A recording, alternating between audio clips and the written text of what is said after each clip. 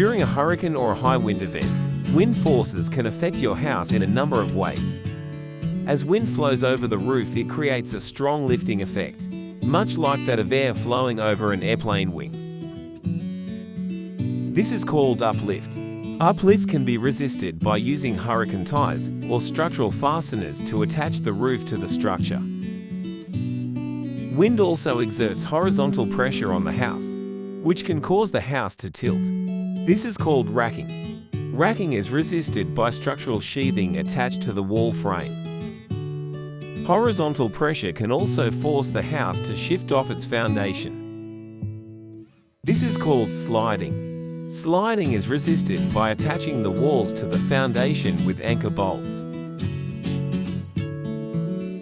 If racking and sliding are restrained, lateral forces may cause the house to rotate off its foundation.